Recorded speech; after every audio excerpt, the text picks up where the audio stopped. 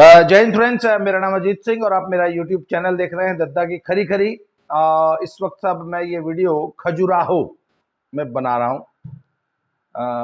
परसों हम लोग दिल्ली से चल पड़े थे, कल सारा दिन यात्रा में रहे। कल की रात ने परसों की रात हम आगरा में रुके थे, वहाँ आनंद भाई से मुलाकात हुई और आगरा में रुके। आगरा से जो है हम लोग कल जो है झांसी होते हुए, ग्वालियर झांसी होते हुए कल शाम को खजुराहो आ गए थे। और अब यहाँ से आगे मेरा अभी अभी नहाने के दौरान प्लान बना, यहाँ से अब चित्रकूट जाएंगे। तो साहब कल जब आ रहे थे ना हम लोग, तो रास्ते में हमारे एक मित्र थे, वो इंतजार कर रहे थे हमारा झांसी में। तो पर रास्ते में हम लोग को रुकना इसलिए पड़ गया क्योंकि पता लगा कि रास्ते में एक जगह ट्रैफिक जाम है। और ट्रैफिक जाम में क्यों है भैया जाम, तो अग्निवीर जो है अग्निकांड कर रहे थे। तो हमने कहा क्या हो गया, तो वही अग्निवीरों ने जो है फौज में हमको सेवा का मौका सरकार नहीं दे रही है। सिर्फ 4 साल ही हमारी सेवा ले रही है, 20 साल हमको नौकरी करना है फौज में। फौज की सेवा करने के का जब मौका नहीं मिल रहा है तो ये सब जो है देश को आग लगा रहे हैं। फौज मतलब देश की सेवा करने का मौका नहीं मिला, इसलिए देश को आग लगा दो। कल मेरे एक मित्र ने फेसबुक पे एक पोस्ट लिखी थी, एक लड़का था, वो अपने बाप के आधा घंटा पैर दबाना चाहता था। तो पिताजी बोले नहीं बेटा, आधा घंटा की जरूरत नहीं, सिर्फ 5 मिनट तुम पैर दबा दो। पर बेटा पितृभक्ति में इतना मतलब इतना ललायत था पांव पूजने के लिए पिता का, कि उसने कहा अच्छा तुम आधा घंटा मुझे पांव नहीं दबाने दोगे, 5 मिनट दबाना है। गुस्से में आकर उसने अपने बाप का टांग तोड़ दिया। तो यही काम हमारे साथ अग्निवीर कर रहे हैं कि राष्ट्र की भक्ति, राष्ट्र की सेवा 20 साल नहीं करने दोगे, सिर्फ 4 साल करने दोगे तो हम राष्ट्र को आग लगा देंगे। इतनी इनकी राष्ट्रभक्ति है। देखिए ये राष्ट्रभक्ति की, असल में ये राष्ट्रभक्ति व्यक्ति कुछ नहीं है, ये सिर्फ आर्मी की नौकरी करके मैट्रिमनी मार्केट में अपना रेट बढ़ाने की कवायद है। कोई साला देश सेवा के लिए फौज में भर्ती होने के लिए देश में आग नहीं लगा रहा है। बहुत सारे लोगों ने कमेंट किया है कि भैया आर्मी जो है ना, देश की सेना, वो आपको रोजगार देने का माध्यम नहीं है। हमने भारत की सेना इसलिए नहीं बनाई है कि इससे कुछ लोगों को रोजगार मिले। हमने भारत की सेना बनाई है देश की रक्षा करने के लिए, देश की सीमाओं की रक्षा करने के लिए। और देश की रक्षा के लिए फौज को जो सबसे उचित लगेगा वो करेगी। ये कोई मनरेगा नहीं है जिसमें आपको रोजगार की गारंटी दी जाए। इसलिए आर्मी की सर्विस को मनरेगा मत बनाइए। रोजगार लेने के लिए आर्मी में मत जाइए। अगर देश सेवा का असली जज्बा है तभी सेना में जाइए। और मुझे तो लगता है कि सेना ये योजना लाई ही इसलिए है कि जो लोग मनरेगा समझ के फौज में आ जाते हैं उनको 4 साल में चिन्हित करके वीड आउट कर दिया जाए। अब मेरे एक मित्र हैं, मेरे यूट्यूब चैनल के दर्शक हैं, आर्मी में ही हैं। कल परसों की बात है, उन्होंने मुझे फोन किया और वो आर्मी से आर्मी मैन होते हुए भी आर्मी से बहुत ज्यादा डिसग्रंटल्ड थे, बहुत ज्यादा निराश थे और रादर गुस्से में थे। उनसे बातचीत करीब हुई मेरी 15 मिनट फोन पे, और उनकी बातों से मुझे लगा कि इस देश का सबसे भ्रष्ट, सबसे निकम्मा और सबसे ज्यादा चाटुकारिता पसंद अगर कोई विभाग, कोई संस्था है तो वो आर्मी है। ये एक फौजी कह रहा था। मैंने पूछा भैया वो कैसे? कहता साहब ये अग्निवीरों में 4 साल के बाद जो छटनी होगी और 75% लोगों को घर भेज दिया जाएगा, वापस वीड आउट कर दिया जाएगा, और जो 25% को रख लिया जाएगा तो 25% सिर्फ उनको रखा जाएगा जो कि अफसरों की चमचागिरी करेंगे, उनके अर्दली होंगे, उनके घरों में मेम साहब लोगों के कपड़े धोएंगे और उनके घरों में खाना बनाएंगे। सिर्फ उन लोगों को ही फौज में रखा जाएगा। मैंने पूछा आपको ऐसा क्यों लगता है? तो वो एक तो सेना के इस अर्दली सिस्टम से ना बहुत ज्यादा मैंने देखा है कि सैनिकों में बहुत ज्यादा नाराजगी है। पुराने जमाने की सेना तो अब रही नहीं। अब कोई भी लड़का सेना में किसी अफसर का अर्दली बन के नहीं रहना चाहता। हाँ, परिवार का अर्दली बन के ना रही, ये बात समझ में आती है कि, परंतु सेना के अधिकारी कहते हैं कि हमारा जो काम करने का जो सेना का जो ढंग है और जो जरूरतें हैं एक अफसर की, उसमें एक अफसर के साथ एक अर्दली होने की जरूरत को वो जस्टिफाई करते हैं। हालांकि इस पे पिछले 10, 15, 20 सालों से सेना में भी बहस चल रही है, विचार विमर्श चल रहा है कि क्या सेना में अर्दली सिस्टम होना चाहिए, क्या एक अफसर के साथ एक अर्दली, 2 अर्दली या 4 अर्दली लगाए जाने चाहिए। वो अर्दली को ना इंग्लिश वर्ड है उसके लिए ऑर्डरली, ORDERLY। वो ये उसका उद्देश्य ब्रिटिश सेना में ये था कि एक अफसर को ऑर्डरली मतलब ठीक ठाक उसके कपड़ा लत्ता, उसका इक्विपमेंट, उसका सब कुछ, उसकी व्यवस्था कायदे से रहे, उसके लिए उसको एक सैनिक अलॉट किया जाता था।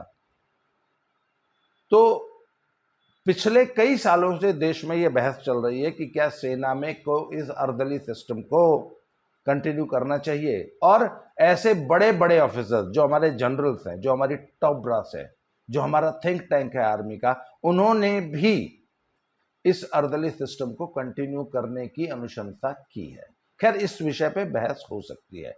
तो मैंने ये देखा है कि आजकल सैनिकों में जो सबसे बड़ा रिजेंटमेंट है वो ये है कि अफसरों का व्यवहार सैनिकों के साथ बहुत अच्छा नहीं है। अफसर ये कहते हैं कि साहब, सैनिकों को अनुशासन में रखने के लिए, सेना को अनुशासन में रखने के लिए स्ट्रिक्ट डिसिप्लिन और बहुत ज्यादा सख्ती की जरूरत होती है।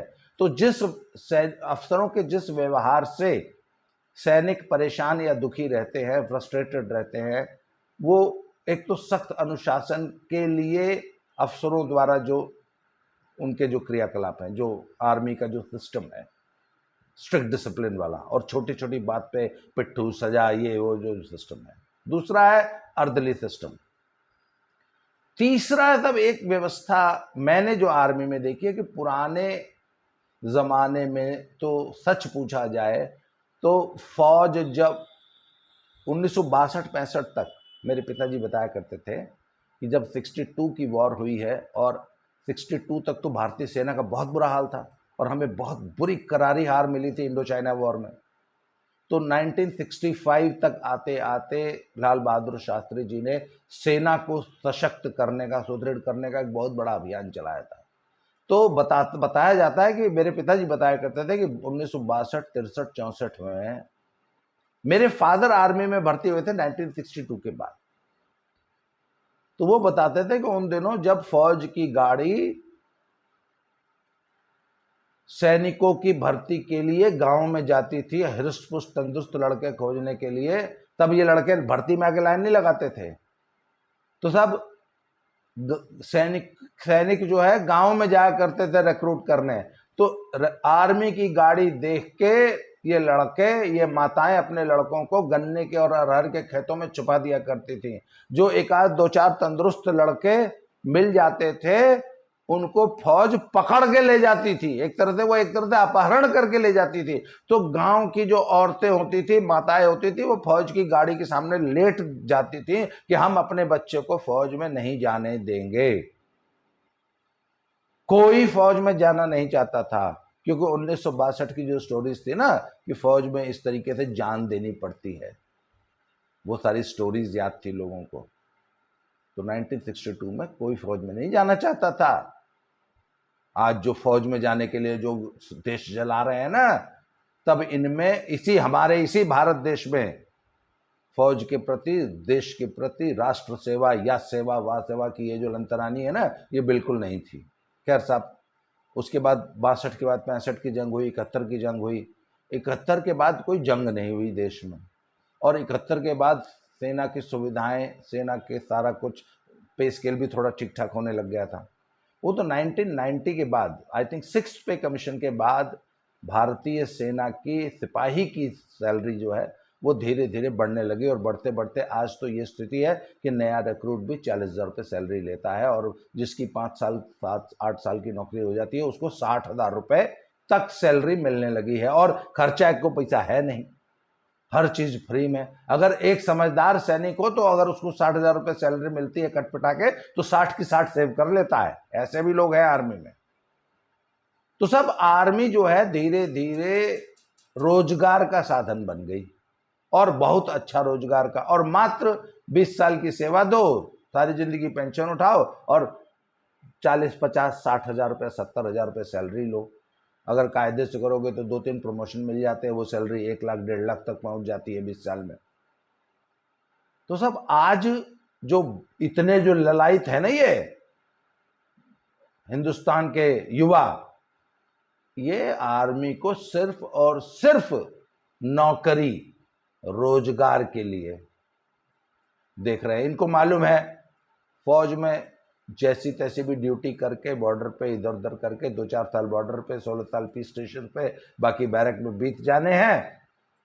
हाँ, अगर 62 वाली स्थिति होती, जो 62 में 1962 में जो सैलरी थी, जो सर्विस कंडीशंस थी और जो जान जाने का खतरा था, वो सब होता ना तो आज भी फौज को जबरदस्ती ही भर्ती करनी पड़ती। कोई माई का लाल फौज में भर्ती होने के लिए नहीं आता। तो आज जो सभी रिजर्वमेंट दिखाई दे रहा है ना, ये उन लोगों में दिखाई दे रहा है जो सेना को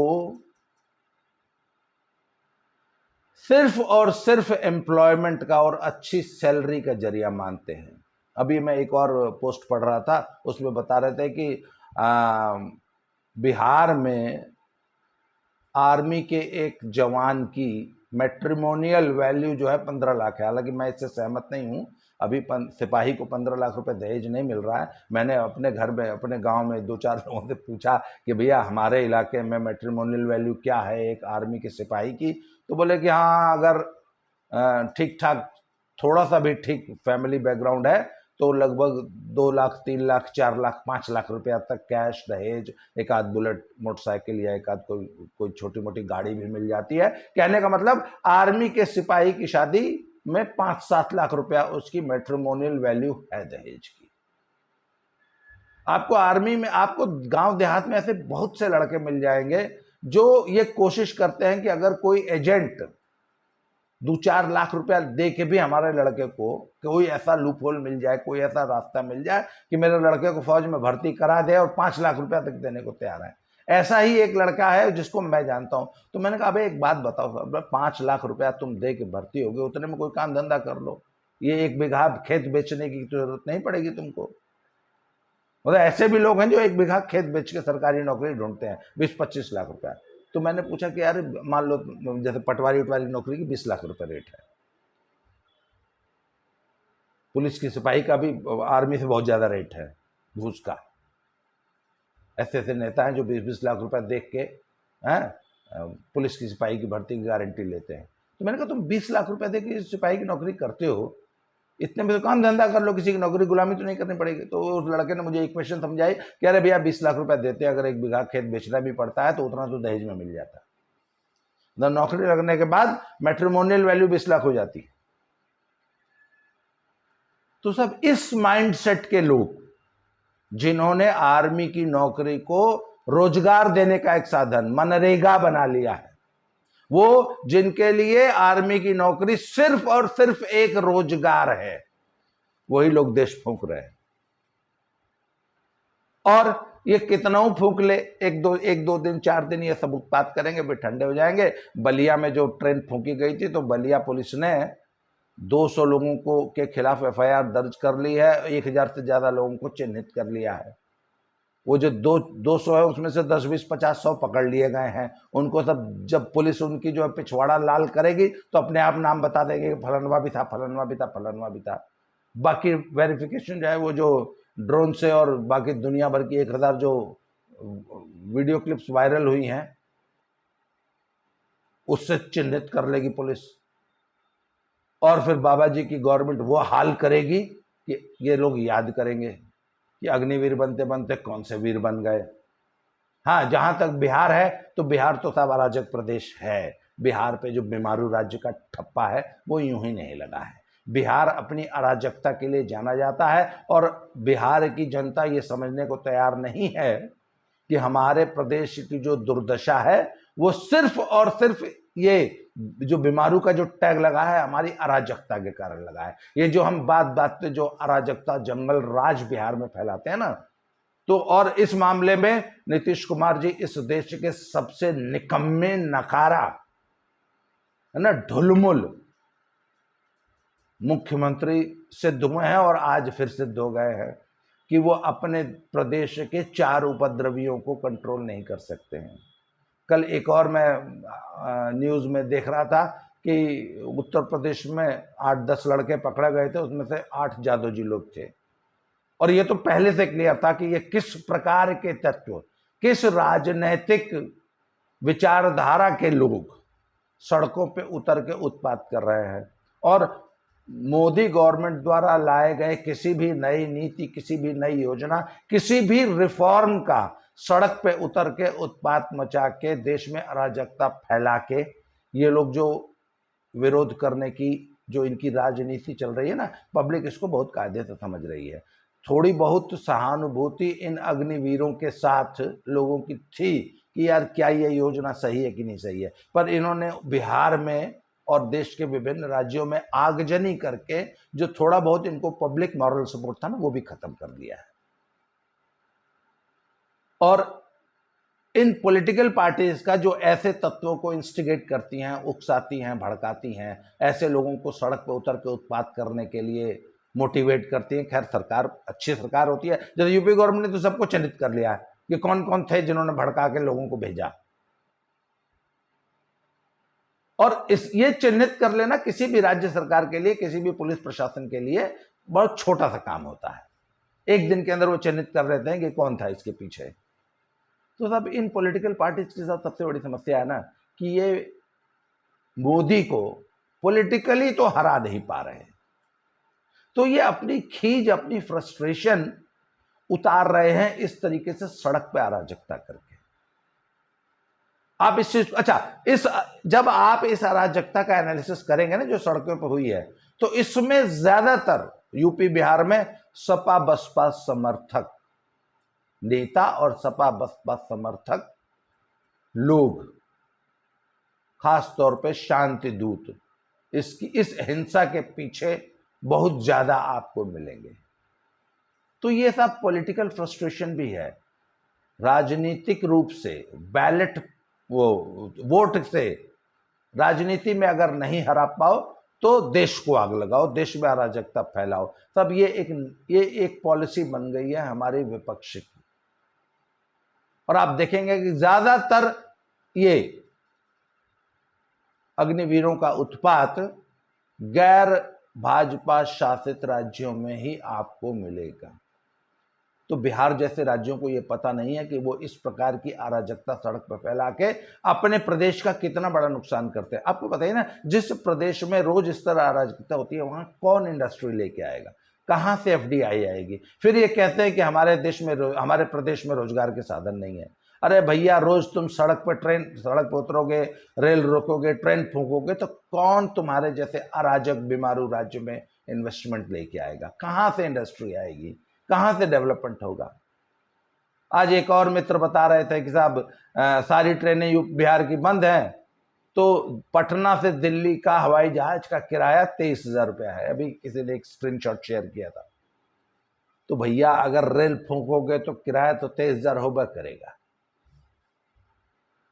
और आपको मालूम है, आप रेल नहीं फूक रहे हैं, आप अपने प्रदेश को फूक रहे हैं, अपने पिछड़े बीमारू राज्य को और ज्यादा बीमार बना रहे हैं। और बाकी देश का तो, बिहार अगर पिछड़ा रहे तो बाकी देश का तो बहुत फायदा है ना। हरियाणा पंजाब की तो, और गुजरात की, मध्य प्रदेश की या राजस्थान की और उधर महाराष्ट्र की तो, तमिलनाडु की तो पूरी इंडस्ट्री आपकी सस्ती लेबर से चल रही है। ठीक है, आप अपने प्रदेश को मत डेवलप होने दीजिए, सस्ता लेबर बन के और झुग्गी झोपड़ी में स्लम्स में वहां रह के सस्ती लेबर प्रोवाइड कीजिए, सस्ती लेबर बने रहिए देश की। अपने प्रदेश को इसी तरह अराजकता के कुएं में ढकेलते रहिए, अपने प्रदेश को आग लगाते रहिए, बीमारू बने रहिए। बहुत अच्छी बात है, बने रहिए। नीतीश कुमार जैसा ढुलमुल चीफ मिनिस्टर आपको मिल ही गया है। पहले भी आपकी कोई देश में इज्जत थी नहीं बिहारी लेबर की, ठीक है, और अपना प्रदेश भोगते रहिए। तो सब इस घटनाक्रम पर नज़र बनी रहेगी। आज हम लोग अभी खजुराहो में हैं, खजुराहो से निकल के चित्रकूट की तरफ प्रस्थान कर रहे हैं। शाम तक चित्रकूट पहुंचेंगे, वहां की रिपोर्ट दूंगा मैं। आज के लिए इतना ही, बहुत बहुत धन्यवाद, थैंक यू वेरी मच।